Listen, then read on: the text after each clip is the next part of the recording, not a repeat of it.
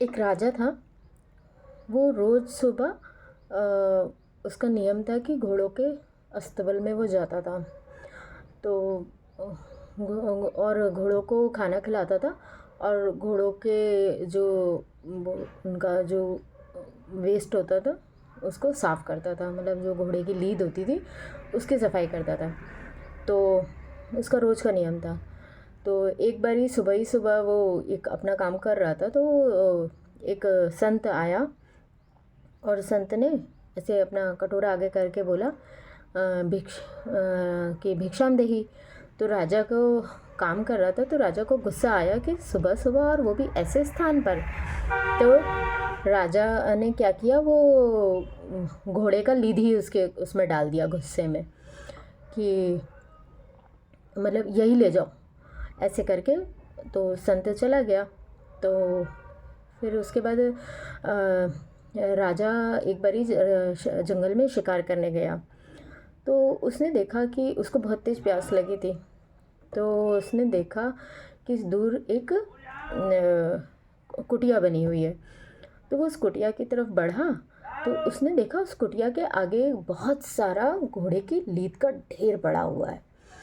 बहुत, तो उसने इधर उधर अपनी नज़र घुमाई कि भाई घोड़े के लिए दे तो घोड़ा भी ज़रूर होगा, लेकिन उसे घोड़े कहीं नहीं दिखे।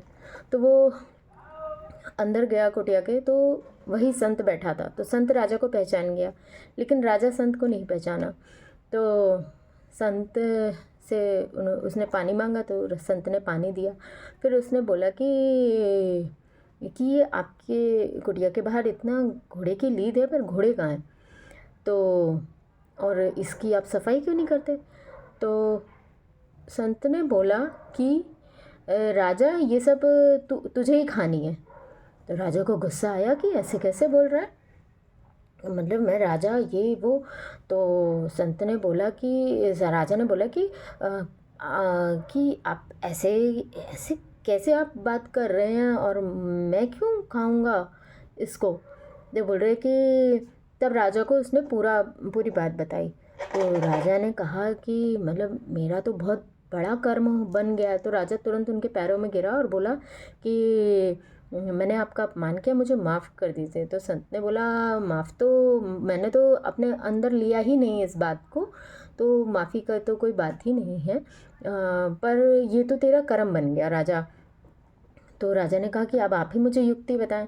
तब संत ने बोला उससे कि एक काम करो, तुम जो तुम्हारा राज्य है उसमें जो सबसे बड़ा चौराहा है उस पे जाके बैठ जाओ, और जा कर के शराब पियो, और शराब पी कर के वहाँ बैठ जाओ, और ऐसे बोलो, मतलब बड़बड़ाओ, कुछ भी, मतलब निंदा मत करना किसी की, लेकिन ऐसे जा कर के बस वहाँ जा कर के ऐसे दिखाओ कि तुमने बहुत ज़्यादा शराब पी और बेहोश हो गए तुम।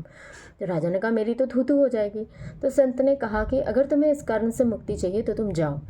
तो राजा, अब क्या, राजा को तो इससे मुक्ति चाहिए ही थी। तो राजा ने ऐसे ही किया, वो शराब पी करके चौराहे पे बैठ गया।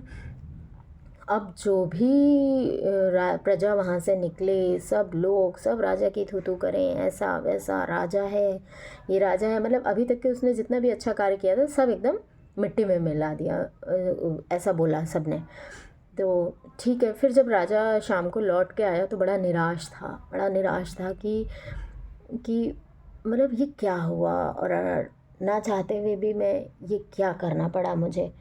तो संत ने बोला कि और जो संत की कुटिया के बाहर जो घोड़े की लीद का ढेर था वो भी एकदम ख़त्म हो गया। तो संत राजा ने कहा कि निराश भाव से कहा कि ये तो ख़त्म हो गया, लेकिन ये जो हुआ है उसका क्या? तो और मतलब ये आपने क्यों करवाया मुझसे? तो संत ने बोला कि देख राजा, तेरे जितने भी तेरे कर्म बने थे ना, वो सारे जितने ने तेरी निंदा की, तेरे ऊपर हंसे, वो सब तेरे कर्म ले गए, वो सब उनके खाते में चला गया, और तू एकदम पाक पवित्र हो गया, तू देख।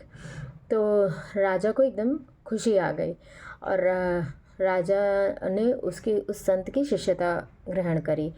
तो इसका भाव ये बताया गया कि पहला तो ये कि संत का कभी भी अपमान भूल के भी ना करें, और संतों के पास युक्ति होती है, और दूसरा चीज़, निंदकों को, निंदक जो होता है ना, बोलते हैं, कबीर ने भी कहा, निंदक नियरे राखी आंगन कुटी छवाए, बिन पानी और बिन साबुन शीतल करे, जैसा सूप स्वभाव।